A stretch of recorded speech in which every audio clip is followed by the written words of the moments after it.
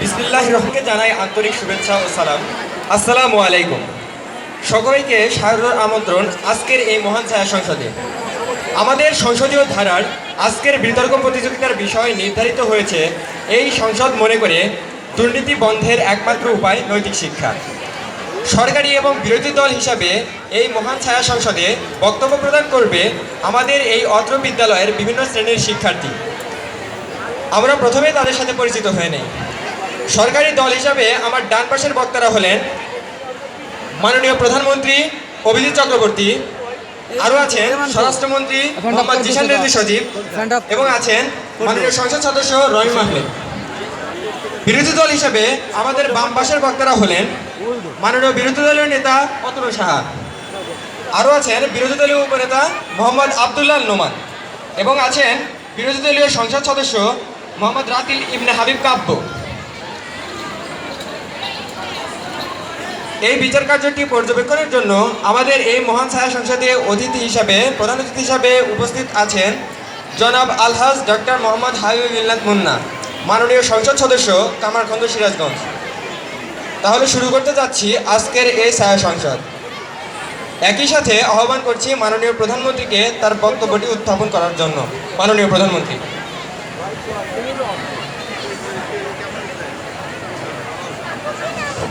মাননীয় স্পিকার, আপনাকে অসংখ্য ধন্যবাদ।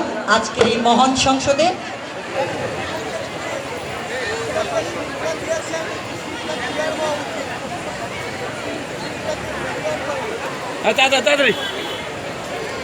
পুরো ডাইরেক্ট করা, ওটা বন্ধ হয় না।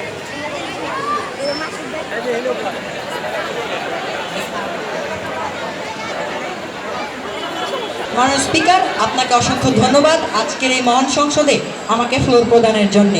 আপনার অনুমতিক্রমে আমি এই মহান সংসদে একটি অতীব গুরুত্বপূর্ণ প্রস্তাব উত্থাপন করতে চলেছি। প্রস্তাবটি হচ্ছে দুর্নীতি বন্ধের একমাত্র উপায় নৈতিক শিক্ষা। এখানে প্রথমেই বিতর্কের প্রতিটি শব্দই সংজ্ঞায়নের দাবি রাখছে, তাই আমি বিষয়টিকে সুস্পষ্টভাবে সংজ্ঞায়ন করে যাচ্ছি।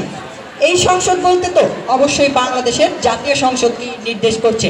I think there is no confusion about it. দুর্নীতি বলতে নীতি বিরোধী হয়ে অন্যায়ের মাধ্যমে কোনো সুষ্ঠু কার্যক্রম বিপথে চালনা করার যে প্রবণতা, সেটিকে দুর্নীতি বলে। অর্থাৎ এক কথায় নীতি বিরোধী সকল কাজকে দুর্নীতি বলে অভিহিত করা হয়। বন্ধের একমাত্র উপায় বলতে বোঝানো হয়েছে সর্বশ্রেষ্ঠ পন্থা, যার মাধ্যমে এটিকে অর্থাৎ দুর্নীতিকে সম্পূর্ণভাবে বিলুপ্ত করা যায়। এবারে নৈতিক শিক্ষা, যেটি এখানে সবচাইতে গুরুত্বপূর্ণ। নৈতিক শিক্ষা কথাটি খুবই সহজ নয়, কারণ এটিকে বুঝতে হলে আমাদেরকে বুঝতে হবে শিক্ষা কি, শিক্ষা এবং নৈতিক শিক্ষার মধ্যে পার্থক্যটা কি। মানুষের আচরণের স্থায়ী পরিবর্তন, যাকে শিক্ষা বলে অভিহিত করা হয়। আর এই শিক্ষা আবার দুই ধরনের, সুশিক্ষা, কুশিক্ষা। আর এক সুশিক্ষারই পরিপূরক হচ্ছে নৈতিক শিক্ষা। নৈতিক শিক্ষাটি তাহলে কি?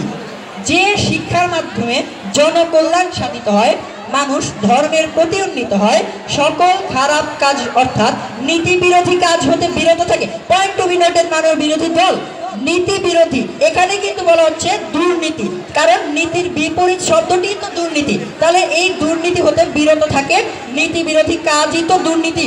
তাহলে একে বলা হয় নৈতিক শিক্ষা। অর্থাৎ এই সংজ্ঞার মাধ্যমেই কিন্তু একেবারে স্পষ্ট হয়ে যাচ্ছে যে নৈতিক শিক্ষার মাধ্যমেই দুর্নীতি রোখা একদম সম্ভব। গত 17 মার্চ একটি সংবাদপত্র থেকে জানা যায় যে ঢাকা বিশ্ববিদ্যালয়ের এক উপাচার্য বলেন যে এই বিশ্ববিদ্যালয়ে নাকি খাতা না দেখে ফলাফল প্রকাশ করা হয়, যা দুর্নীতির এক উৎকৃষ্ট উদাহরণ বলে বিবেচনা করা যায়। তাহলে এখানে দেখুন যে নৈতিকতা বা নৈতিক শিক্ষা কতটা অবক্ষয় ঘটেছে।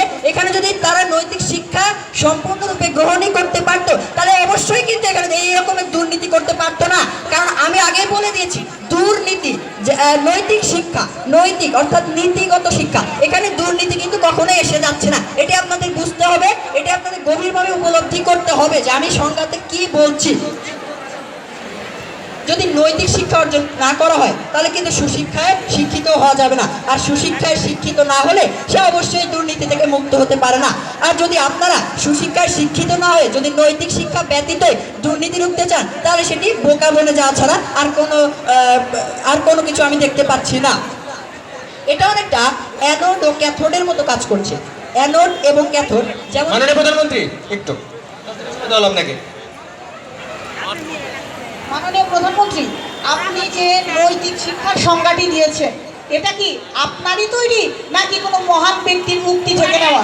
যদি আপনার তৈরি হয় মাননীয় প্রধানমন্ত্রী, তাহলে আমরা সেটা মেনে নিতে পারি না, কারণ আপনি একজন শিক্ষার্থী, আর আপনি যে সংজ্ঞাটি তৈরি করছেন সেই সংজ্ঞার সাথে আমরা একমত হতে পারবো না। ধন্যবাদ।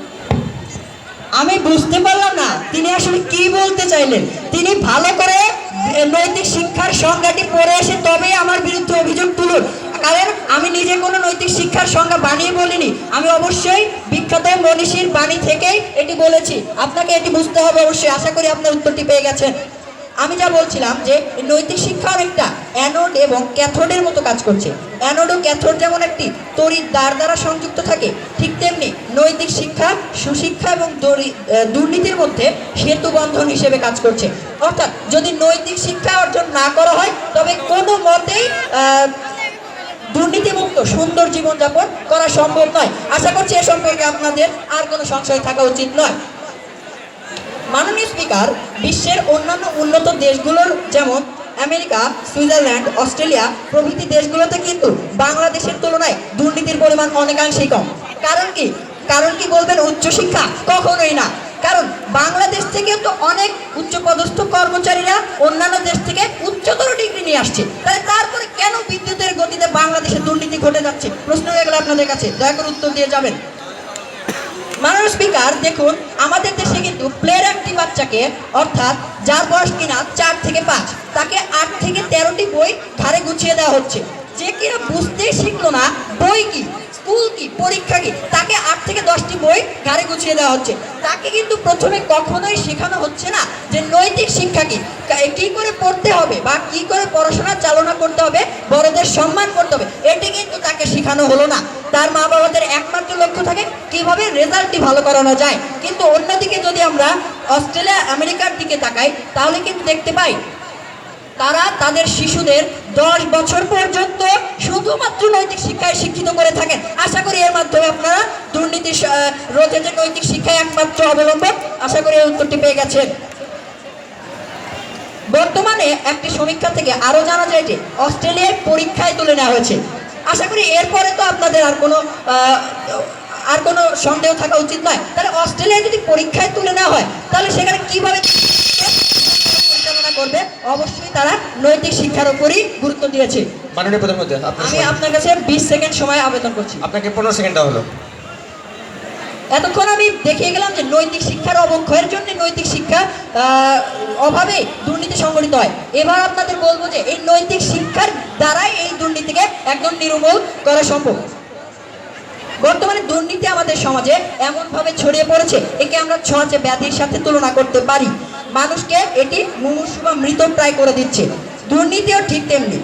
এখানে উল্লেখযোগ্য যে বিভিন্ন নিরাময় বা নির্যাস খেয়ে ছোঁয়াচে রোগকে যেমন আয়ত্তে আনা যায়। মানে বিরোধী দলের নেতারা আপনারা একটু লক্ষ্য করে দেখুন, এখানে বলা হয়েছে নির্যাস, বিভিন্ন নিরাময় নির্যাস। এখানে তাহলে নৈতিক শিক্ষাকে কেন আপনারা বুঝতে পারছেন না যে দুর্নীতি নির্যাস করতেও, দুর্নীতিকে নির্মূল করতেও এই নৈতিক শিক্ষা তেমনি নিরাময় নির্যাস হিসেবেই কাজ করছে। আত্মজালের মতো একে অপরের সাথে যুক্ত। আমরা আপনার বিষয়টা বুঝতে পেরেছি। তাই আসুন যে আমরা তাই আমি মনে করি আমার এই বক্তব্যটি অবশ্যই এই মহান সংসদে গ্রহণ হোক এবং গ্রহণ হোক। ধন্যবাদ মাননীয় স্পিকার, ধন্যবাদ সকলকে। ধন্যবাদ মাননীয় প্রধানমন্ত্রী আপনাকে বক্তব্য দেওয়ার জন্য। এ পর্যায়ে বিরোধী দলীয় নেতা অতনু সাহাকে তার বক্তব্য উপস্থাপনের জন্য আমি অনুরোধ করছি। মাননীয় বিরোধী দলীয় নেতা। দাম দিয়ে কিনেছি বাংলা, কারো দানে পাওয়া নয়। 30 লাখ শহীদের রক্তের বিনিময়ে অর্জিত আমাদের এই স্বাধীনতা, যে কারণে আমাদের এই বাংলাদেশের অগ্রযাত্রা ব্যাহত হচ্ছে, তার মূল কারণ হলো দুর্নীতি। মাননীয় স্পিকার, গণপ্রজাতন্ত্রী বাংলাদেশের জন্য 21 শতাব্দীর সূচনার অনেক অর্জনের আকাশে একটি কৃষ্ণপক্ষ 2001 থেকে 2022 সালে পরপর 5 বার টিআইবি রিপোর্ট ঘোষিত দুর্নীতিতে বিশ্ব চ্যাম্পিয়ন শিরোপা ধারণ। দৈনিক ইত্তেফাকের প্রকাশিত তথ্য অনুসারে 2015 থেকে 2016 সালে বাংলাদেশ দুর্নীতিতে এক ধাপ এগিয়েছে, অর্থাৎ 14তম স্থান থেকে 13তম স্থানে গিয়েছে। এমনই একটি প্রেক্ষাপটে দাঁড়িয়ে যখন আজকের সংসদে উত্থাপিত বিষয় হলো দুর্নীতি বন্ধের একমাত্র উপায় নৈতিক শিক্ষা, তখন আমি বিরোধী দলের নেতা হিসেবে এই প্রস্তাবটি থেকে প্রত্যাখ্যান করছি। মাননীয় স্পিকার, লক্ষ্য করুন যে সরকারি দলের প্রধানমন্ত্রী বলে গেলেন যে নৈতিক শিক্ষার তিনি সংজ্ঞাটি দিয়েছেন, তারা হয়তো নিজেরা তৈরি করেছেন, কারণ তারা এক্ষেত্রে কোনো মনীষীর নাম বলে যাননি, কিংবা ওই মনীষী কোন ইউনিভার্সিটির শিক্ষক বা কোনো মহান ব্যক্তি কিনা তাও বলে যাননি। তাই আমরা এটাকে ধরে নিচ্ছি যে তিনি এই সংজ্ঞাটি নিজে তৈরি করেছেন। তাই আমরা এই সংজ্ঞার সাথে একমত হতে পারছি না। মাননীয় স্পিকার, আমরা বলতে চাচ্ছি নৈতিক শিক্ষার একটি সংজ্ঞা যেটি ডক্টর জি গিলবার্ট বলেছেন। একটু অপেক্ষা করুন। আমরা বাস্তবতায় বিশ্বাসী, আমরা বাস্তবতা নিয়ে কথা বলি, তাই আমাদের সংজ্ঞাটা অবশ্যই বাস্তবতা সম্পর্কিত। ধন্যবাদ মাননীয় স্পিকার। মাননীয় মন্ত্রী যে কথা বলে গেলেন যে তারা বাস্তবতায় বিশ্বাসী, তারা নিজেরা সংজ্ঞা তৈরি করে সেটাকে বলতে চাচ্ছেন, কিন্তু আসলে মনীষীরা যারা যে সংজ্ঞাগুলো দিয়েছে সেগুলো অবশ্যই বাস্তবের বাইরে নয়। তারা কিন্তু কাল্পনিক জগৎ থেকে আসেনি, তারা বাস্তবেরই লোক।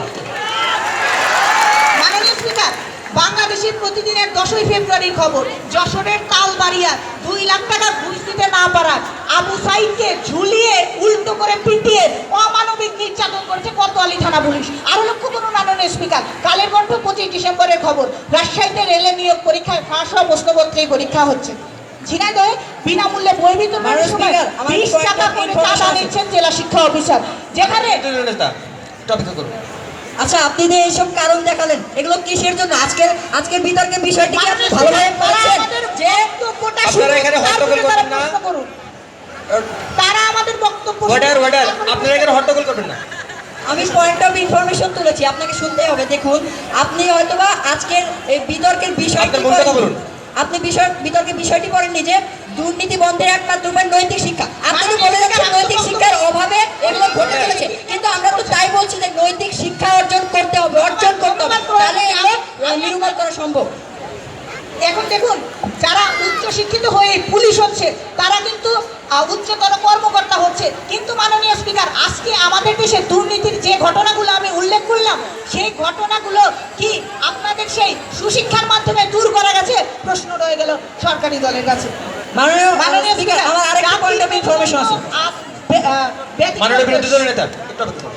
আমি কিন্তু কখনোই বলিনি যে আমরা সুশিক্ষা অর্জন করেছি, আমি বলেছি একমাত্র উপায় আমাদেরকে নৈতিক শিক্ষা অর্জন করতে হবে। হ্যাঁ, আমি সেটাই বলছি যে আমাদেরকে নৈতিক শিক্ষা অর্জন করতে হবে, এটি আপনাকে বুঝতে হবে। আপনি আমাদের সম্পর্কে ভুল ধারণা ভেবে ভুল একটা মন্তব্য করলেই চলবে না। আমি বলেছি নৈতিক শিক্ষা অর্জন করতে হবে, অর্থাৎ আপনি তো হয়তো বা মেনে নিয়েছেন আমাদের বিতর্কের বিষয়টিকে, আশা করি। ধন্যবাদ মাননীয় প্রধানমন্ত্রী।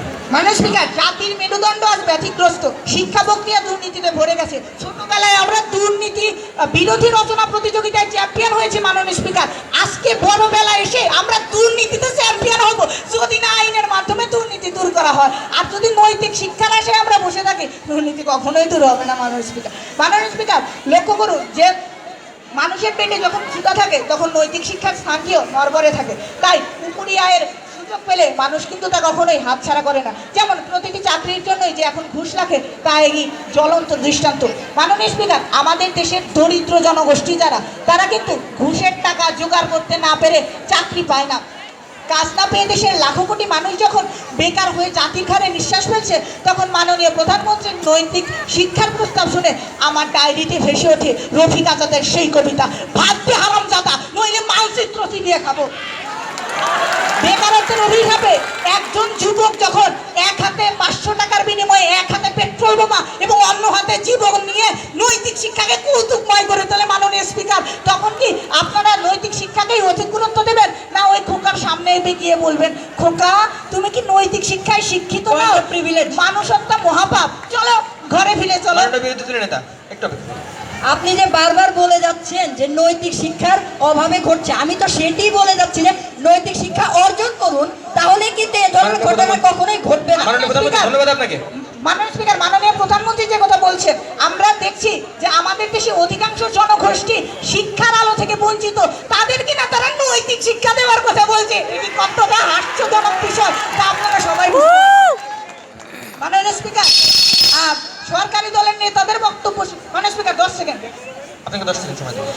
স্পিকার, সরকারি দলের নেতাদের 1 মিনিট আছে, আপনার 1 মিনিট আছে। সরকারি দলের নেতাদের বক্তব্য শুনে মনে হচ্ছে ভিনসেন্ট ভ্যান গগ একটি ছবি এঁকেছেন, যেখানে সবাই সচেতন, সেখানে সবাই শিক্ষা পাচ্ছে, সবাই নৈতিক শিক্ষা পাচ্ছে।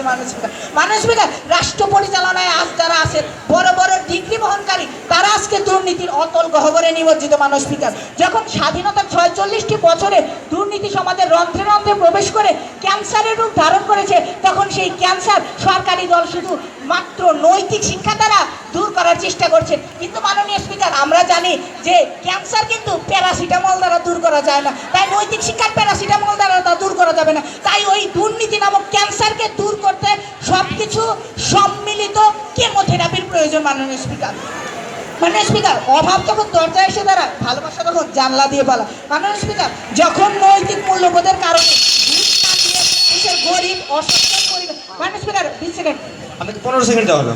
মাননীয় স্পিকার, যখন নৈতিক মূল্যবোধের কারণে ঘুষ না দিয়ে গরিব অসচ্ছল পরিবার চাকরি না করে অনাহারে ঘরে বসে থাকে, তখন নৈতিক শিক্ষা শিকার ওঠে। মাননীয় স্পিকার, মাননীয় স্পিকার, শুধুমাত্র বা একমাত্র নৈতিক মূল্যবোধ দুর্নীতি রোধে যথেষ্ট না। আজকের এই ছায়া সংসদে উত্থাপিত প্রস্তাবের সাথে আমরা চা তৈরির তুলনা করতে পারি। মাননীয় স্পিকার, দুধ হলো নৈতিক শিক্ষা, আইন, এর প্রয়োগ, প্রযুক্তি প্রভৃতির সম্মিলিত প্রয়াস হলো চায়ের পাতা। মাননীয় স্পিকার, দুধ ছাড়াও চা তৈরি করা যায়, কিন্তু চায়ের পাতা ছাড়া চা তৈরি করা যায় না। মাননীয় স্পিকার, তাই সকল কিছু সম্মিলিত প্রয়াস ছাড়া আমরা দুর্নীতিকে দূর করতে পারবো, কিন্তু খালি নৈতিক শিক্ষা দ্বারা আমরা কখনোই দুর্নীতিকে দূর করতে পারবো না। আশা করি আপনারা এটি বুঝতে পারছেন যে এই প্রস্তাবটি অর্থাৎ দুর্নীতি বন্ধের একমাত্র কারণ নৈতিক শিক্ষা কখনোই সংসদে গৃহীত হওয়ার দাবি রাখে না এবং কখনোই রাখে না। ধন্যবাদ। ধন্যবাদ মাননীয় বিরোধী দলীয় নেতা আপনার বক্তব্যের জন্য। এ পর্যায়ে সরকার দলের পক্ষ থেকে মাননীয় স্বরাষ্ট্রমন্ত্রীকে তার বক্তব্য প্রদানের জন্য আহ্বান করছি। মাননীয় স্পিকার, আপনাকে ধন্যবাদ। আজকের এই মহান ছায়া সংসদে মাননীয় প্রধানমন্ত্রী কর্তৃক একটি বিষয় উত্থাপিত হয়েছে, যা বর্তমান প্রেক্ষাপটে অত্যন্ত যৌক্তিক। তিনি দুর্নীতির মূল ক্ষেত্রগুলো উপস্থাপন করে এর যথাযথ সংজ্ঞায়ন প্রদান করেছেন এবং প্রতিষ্ঠিত করে গেছেন যে দুর্নীতি বন্ধের একমাত্র উপায় হলো নৈতিক শিক্ষা। কিন্তু আমার সুদক্ষ বিরোধী দলীয় নেতা তার কিছু অপ্রাসঙ্গিক অযৌক্তিক মতামত দ্বারা তাদের অজ্ঞতাকে প্রমাণ করে গেছে। তাই আমি কিছু সাবলীল ও প্রাসঙ্গিক যুক্তি দ্বারা এটা প্রমাণ করে যাব যে দুর্নীতি বন্ধের একমাত্র উপায় হলো নৈতিক শিক্ষা। কথায় বলে বৃক্ষলতা আপনা আপনি বৃক্ষলতা, কিন্তু মানুষ সহজেই মানুষ নয়, যার প্রতিটি স্তরে মিশে আছে দুর্নীতি নামক নানা জটিলতা। আর